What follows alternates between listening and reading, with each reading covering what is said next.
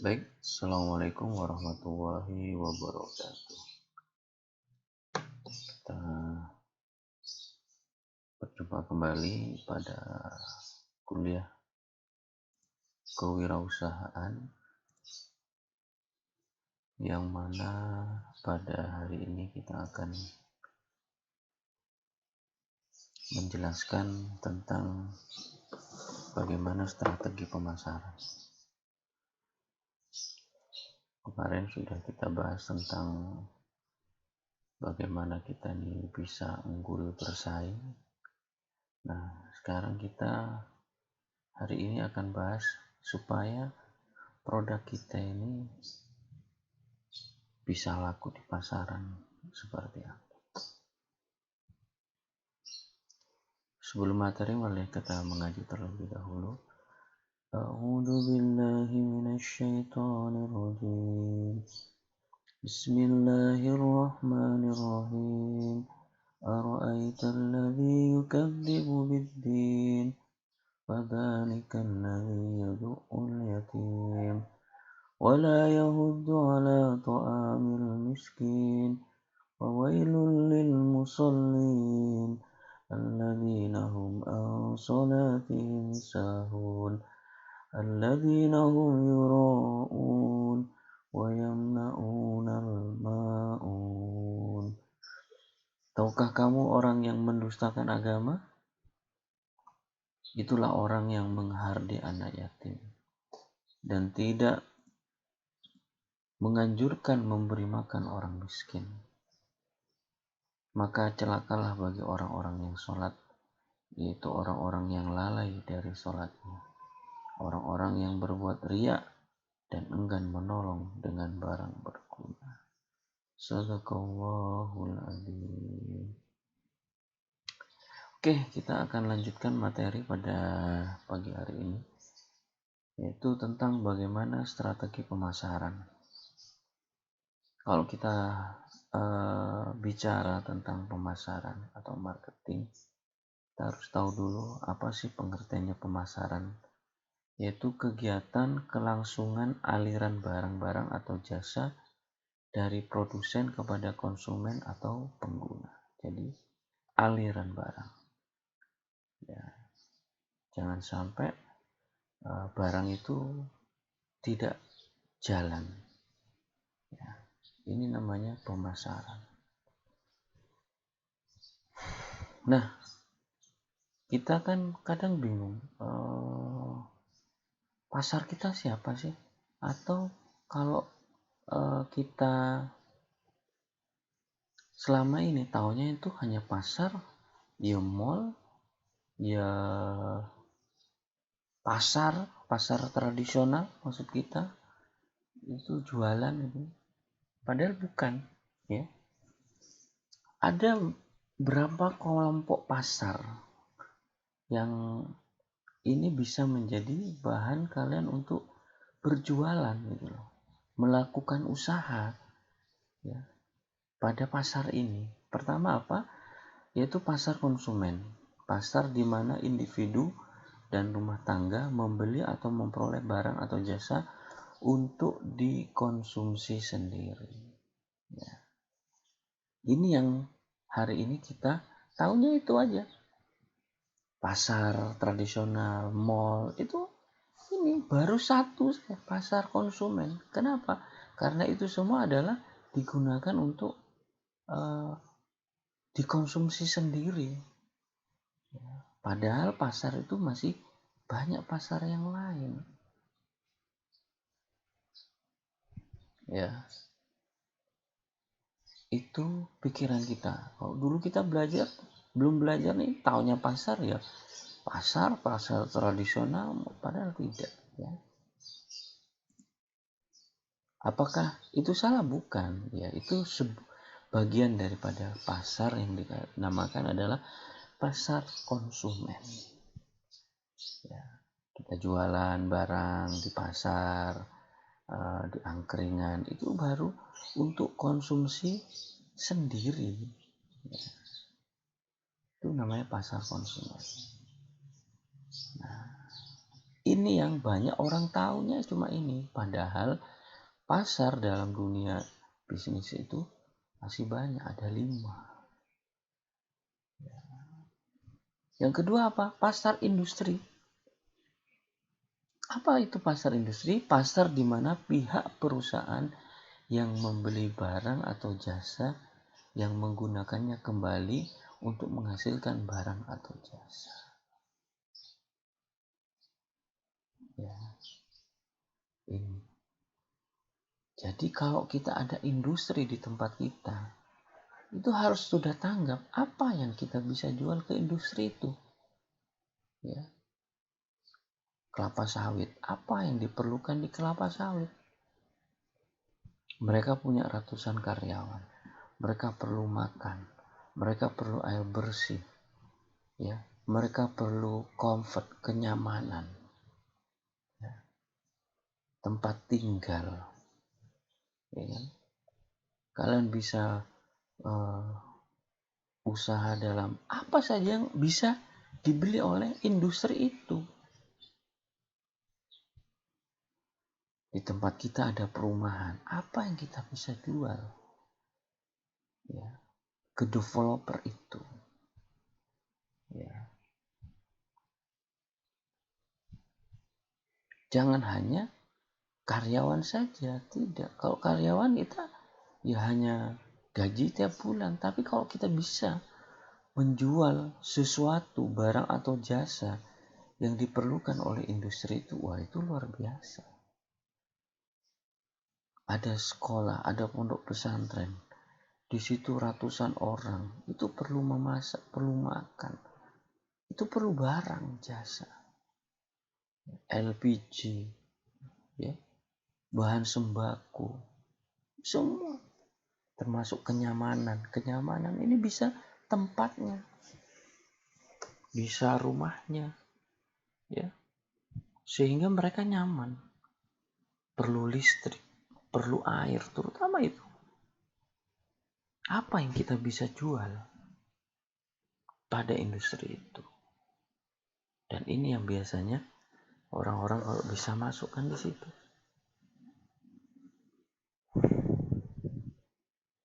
Di tempat Bapak ini ada jalan tol. Jalan tol perlu cleaning service. Cleaning service karena orangnya banyak, dia perlu kendaraan, perlu mobil. Ya. Mobilnya bisa disewa. Tenaga kerjanya untuk cari orang-orang ini. Nah, disinilah harusnya kalian bisa bermain, apalagi nanti seorang sarjana. Ya, pasar industri. Pak, apa saya tidak bisa di pasar? Oh, boleh, tidak. Nah, nanti yang tugas kalian untuk mulai berbisnis terserah. Mau masuk di pasar konsumen atau industri, ini luar biasa. Yang ketiga ada apa? Pasar reseller, yaitu suatu pasar yang terdiri individu atau organisasi yang melakukan penjualan kembali barang atau jasa untuk mendapat keuntungan. Ya.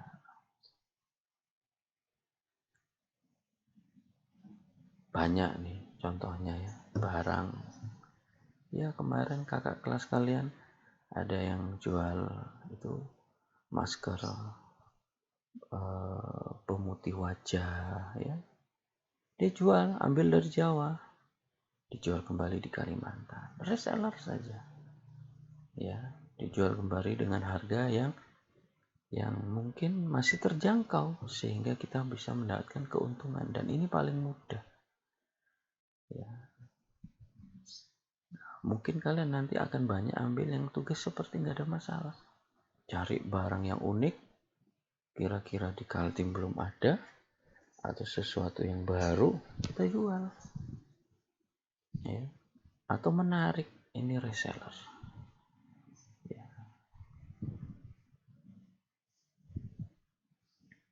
Apa saja yang dijual? Semua keperluan, kebutuhan. Ya. Mau otomotif, mau kebutuhan dapur, yang banyak ibu-ibu tuh. Dapur ada model baru, pisaunya sama tapi modelnya pisaunya beda. Orang jadi tertarik.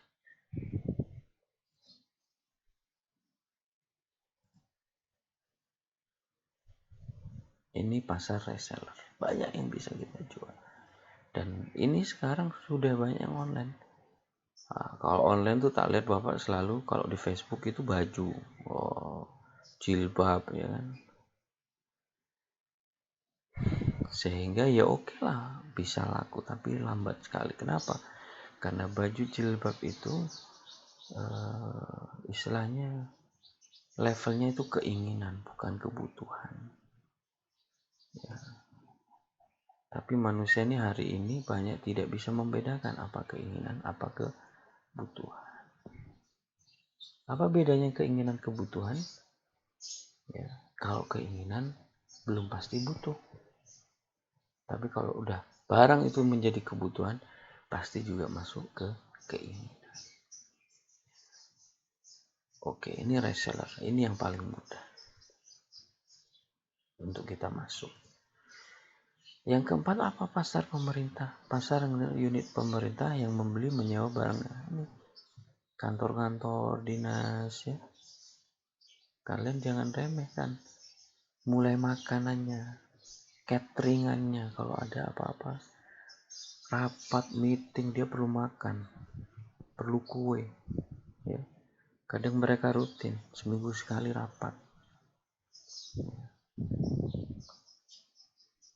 Nah itu baru dari segi makanan, belum lagi barang dan jasa yang lain.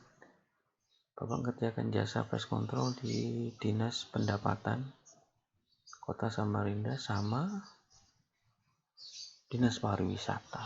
Ya. Kemarin di Makassar juga ada desinfektan ya, di kantor Dinas Pendapatan. Ini pasar pemerintah. Jadi kita jualan bukan hanya di pasar doang, tapi di kantor-kantor pemerintahan. Pokoknya segala sesuatu yang bisa dijual di situ. Ya. Gimana Pak caranya masuk? Ya kita kenalan lah. Kita punya apa? Punya makanan yang, nah kalau makanan tetap kemarin sudah kita bahas. Barang harus menarik, harus rasanya enak. Baru kita bisa akan bersaing. Ya.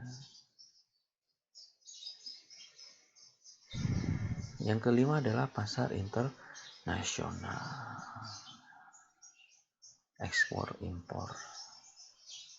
Biasanya ini kalau kita sudah masuk, ya mungkin punya kenalan di luar negeri, di sana apa yang mahal, di sini murah. Kalau kalian pernah ke Singapura, ya Bapak pernah belanja di pasarnya itu, di mallnya, memang mulai dari jam tangan, aksesoris, baju, tulisnya Singapura. Padahal tuh belinya atau ngambil kolaknya di Glodok di Jakarta juga. Pas Bapak ke Jakarta, coba cari-cari juga, ternyata barang Bapak beli di Singapura kurang lebih dengan yang di Jakarta. Cuma ada labelingnya aja Singapura. Ya. Tapi itu sudah termasuk internasional. Produknya bisa bersaing sampai ke luar negeri. Ya.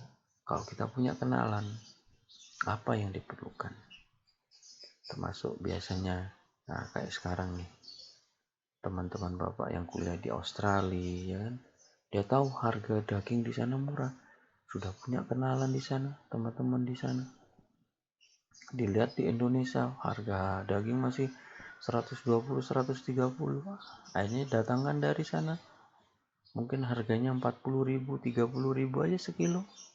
Sampai sini dijual 2 kali lipat, 80, 90 per kilo. Masih terjangkau oleh pasar. Ya, ini ekspor impor. Kalau kita tapi nggak punya kenalan di luar, susah untuk masuk di pasar internasional. Inilah kelima pasar yang harus kita pahami. Ya, sehingga produk, barang, dan jasa kita mau masukkan kemana. Ya. Baik, nah tadi kan strategi pemasaran. Nah sekarang Bapak jelaskan bagaimana strategi menarik pelanggan supaya orang berminat itu seperti apa. Ini banyak, ada 16 ya, 16 strategi. Pertama adalah membuat inovasi produk terbaru, tampil beda dan mengikuti tren. Harus inovasi produk kita. Kemarin Bapak lihat di YouTube atau dia menu warteg, harganya murah. Ya, bungkusnya kayak bungkus yang kertas minyak itu warna coklat, tapi dia setelah dibuka seperti box. Nah, itu baru dari tempatnya. Tapi kalau produk ini memang harus punya inovasi. Yang kedua, desain yang menarik. Desain yang menarik akan membawa kesan mewah. Ya, harus menarik kata Bapak tadi. Walaupun dia tulisannya nasi warteg warung Tegal, tapi karena desain yang menarik itu membawa kesan yang mewah. Ya, harga yang terjangkau jelas. Ya. Banyak pelanggan itu kalau harganya mahal, orang tidak akan mau membeli. Walaupun dia beda hanya Rp1.000, 500. Gula itu 12.000. Ada orang yang jual 11.000. Oh, itu sudah ramai. Ya. Yang keempat, berikan potongan dengan minimum pembelian. Ini yang sering ya. Beli 2 dapat 1, beli 3 gratis 1. Ini supaya orang tertarik. Tanpa harus merugikan daripada kita. Dan itu salah satu model promosi. Ya, promosi kita. Walaupun harus tetap produk itu nomor 1, harus terbaik, kualitas bagus. Nah, ini mulai masuk ke layanan. Berikan servis sesuai yang dijanjikan atau sesuai dengan keinginan pelanggan. Ya, kemarin Bapak beli ayam goreng, beli Pak. Langsung kasih cepet-cepet pergi, langsung kita ditinggal tanpa basa-basi. Sakit hati kita.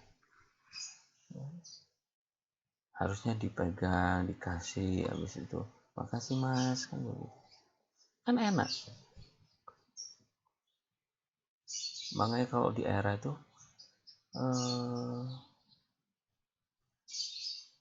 belanjaan Anda gratis kalau kasir tidak senyum. Karena orang tuh masih suka ingin dihargai manusia. Bapak akhirnya kemarin berpikir, malas sudah mau beli ayam lagi di situ. Kenapa? Walaupun dia ayamnya ya nggak terlalu enak banget lah, apalagi seperti itu ya. Ya enak, tapi nggak terlalu enak banget ya, standar lah ayam goreng tepung standar lah. Tapi servisnya seperti itu, pelayanannya. Wah, ini sudah komplain kita dari segi layanan. Yang keenam, lakukan penjualan yang tingkat keramaiannya tinggi tempat. Ya. Makanya kalau mau jualan kita laku, cari yang ramai di mana.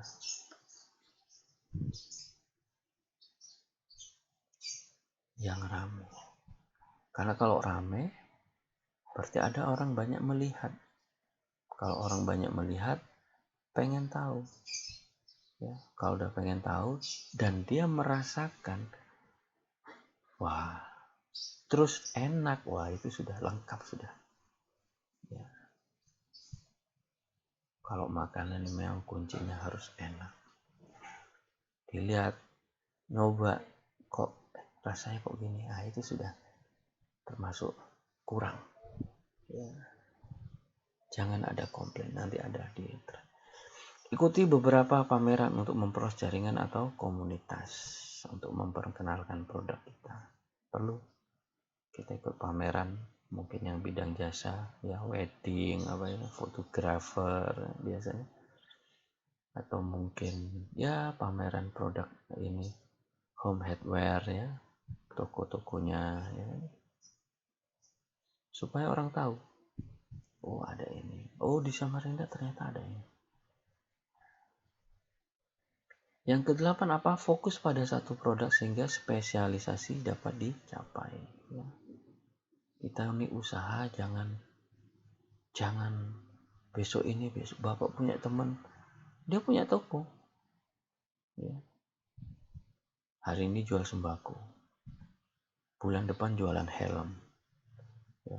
Bulan depan jualan cireng, bulan depan lagi musim-musimnya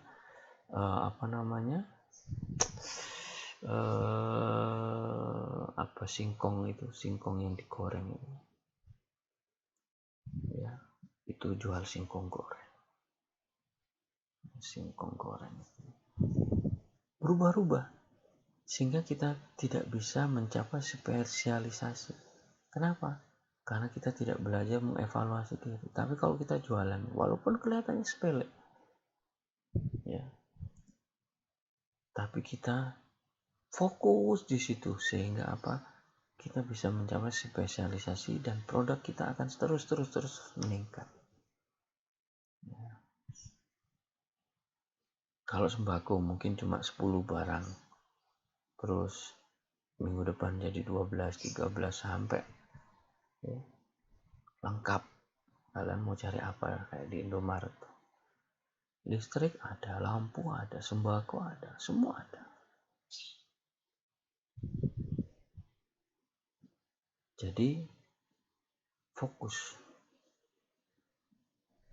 Kalau kita makanan udah roti gembung, roti panglima, udah fokus di bagian roti sehingga rotinya itu betul-betul dia mencapai sebuah yang dulu Bapak rasakan tuh. Memang kalau panglima roti biasa-biasa aja sih, masih kalah dengan roti kembung Juanda. Tapi lama-lama akhirnya produk roti panglima tuh bisa bertahan dan bahkan masih stabil. Bapak lihat tuh, ya, rotinya semakin empuk kenapa? Karena dia fokus. Yang ke-9, pilih produk yang di tempat tersebut belum ada. Nah, ini pasti kalau belum ada sudah pasti banyak peminat. Tapi bila sudah ada, pikirkan kekhasannya, ciri-ciri atau cara penyajian atau pelayanan. Kalau di Madura tuh ada bebek, macam-macam menu bebek kalasan, bebek ini, macam-macam. Ya, karena apa? Karena sudah ada. Ya.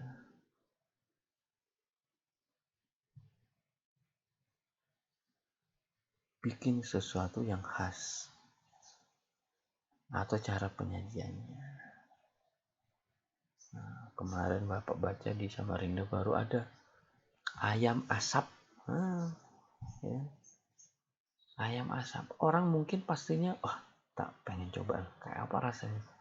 Nah, kalau udah ngerasain, nah itu jangan sampai orang yang udah ngerasain ada kata-kata, rasanya kok gini. Jangan. Rasanya harus enak memang. Jadi sebelum dijual, kata Bapak kemarin, harus kita belajar. Terus lakukan latihan sampai mencapai produk yang enak. Baru bertindak. Baru barang kita dipasarkan. Karena kalau orang udah ngomong, kok rasanya gak enak, sudah. Walaupun itu baru. Yang ke-10, buat standar operasi yang sederhana namun jelas. Kalau kita, makanya kata Bapak, kalau produk, rasa kita harus istiqomah. Gimana? Harus punya standar. Ya. Kalau kalian lihat itu franchise itu susu yang minuman susu itu, mau beli di mana aja itu standar. Kenapa? Mudah. Airnya sekian ratus mili, 200 mili, ya, gulanya 1 sendok, ya kan, dikocok, esnya sekian, gulanya sekian, kasih creamer sekian, udah, itu standar tapi mudah, sehingga mau beli di mana aja cabang kita mudah. Kemarin Bapak baru diminta standar SOP-nya untuk teknisi seperti apa. Sudah lama semua Bapak buat, cuma kemarin ada satu hotel yang minta lagi, sehingga kita punya standar. Yang ke-11, tentukan target pasar sesuai dengan lingkungan. Seperti yang tadi kata Bapak. Kita mau pasar konsumen atau pasar industri kan gitu. Atau mau sampai barang kita mau diekspor ya. Sesuaikanlah, kita yang tahu. Produk kita sampai diekspor atau enggak. Kalau enggak ya di sini-sini aja ya. Enggak ada masalah.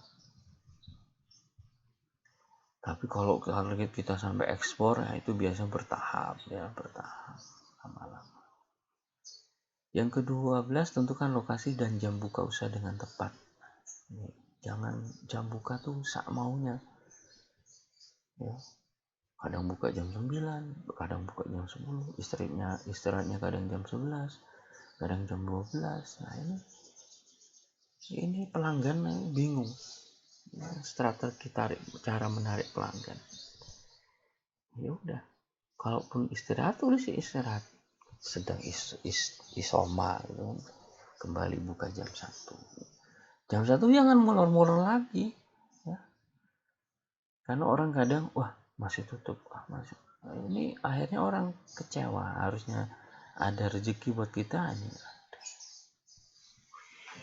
Kepuasan pelanggan harus dinomor satukan. Ya, ini ada prinsipnya ini yang sama dengan 14 nih. Zero komplain. Usahakan jangan ada komplain. Mulai dari produk makanan yang kita buat, jangan sampai ada komplain. Begitu juga dalam pelayanan. Yang ke-15, tawarkan produk ke relasi terdekat dengan metode dari mulut ke mulut ya. Kalian punya teman, angkatan ini bisa 120 kelas, 120 mahasiswa. Ya. Setiap kelas punya teman, kalian jual ke teman-teman dekat dulu. Pasti mereka beli. Karena apa? Mungkin ya harganya pertama harus terjangkau. Kemarin begitu anak-anak. Minimal teman-teman dulu yang kita beli, yang membeli. Ya. 120 orang beli, lumayan sudah berapa? Kalau 5.000 kali 100 orang sudah 500.000. Ya. Dihitung. Jangan kita ke yang jauh dulu, teman-teman dulu. Yang ke-16, jual produk di tempat yang memiliki target pasar yang jelas. Ya, kalau konsumen tadi sudah teman-teman kita.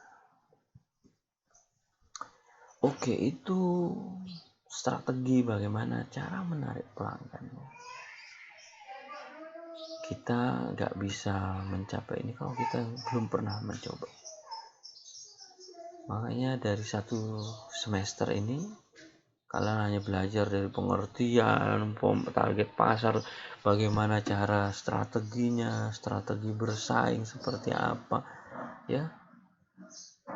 Gak bisa kalau nggak kalian coba. Makanya Bapak harapkan minggu depan, ya, kalian bentuk kelompok.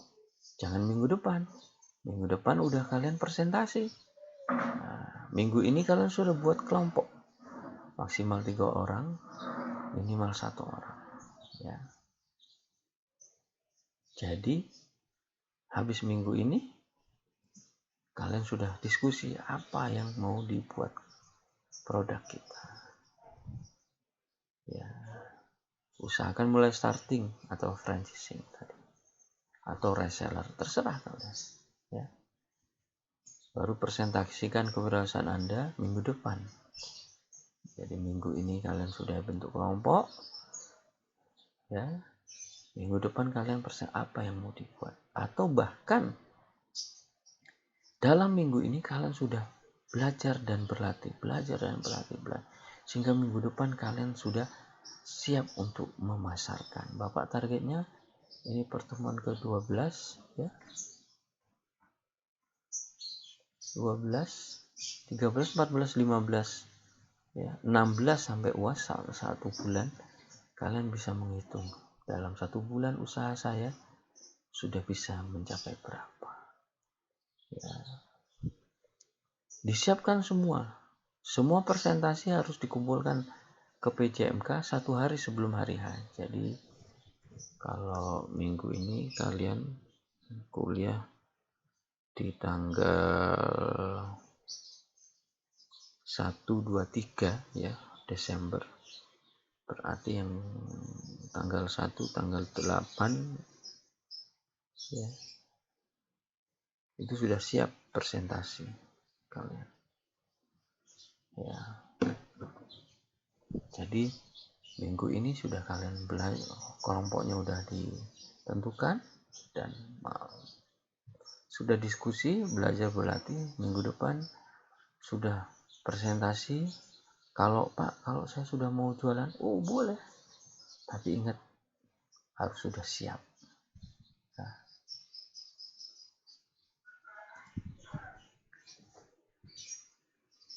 apa yang dipresentasikan, bagaimana produksinya, harus ada dokumentasi, nanti difoto, ditempel di PPT ya. Nanti kalian share di Zoom yang presentasi yang Bapak tunjuk di WA, silahkan presentasi. Terus berapa biaya produksinya semua, bagaimana cara memasarkan Anda nanti ya, dokumentasikan. Nah ini kalau yang sudah minggu ini sudah ada kelompoknya. Kalau yang sudah mau mulai langsung jalan 2-3 hari mungkin diskusi, tidak perlu lama, langsung action ya, kita langsung masarkan. Siapa tahu minggu ini kalian punya kendala, minggu depan kita perbaiki sampai mencapai hasil yang maksimal, sampai sukses berkelanjutan. Seorang wirausaha bukan sukses hanya sekali 2 kali, tidak, tapi terus menerus berkelanjutan. Terus siapa target pasar Anda ya? Kalau makanan jelas banyak perlu, tapi ada lebih spesialis ke anak-anak kan, seperti itu. Di akhir kuliah dengan keuntungan yang tinggi, maka nilai UAS tinggi juga. Itu mungkin kuliah pada hari ini, kemudian bermanfaat. Bapak sudah tidak sabar lagi untuk bagaimana kalian berwirausaha sampai mencapai sukses yang berkelanjutan. Demikian Bapak akhiri.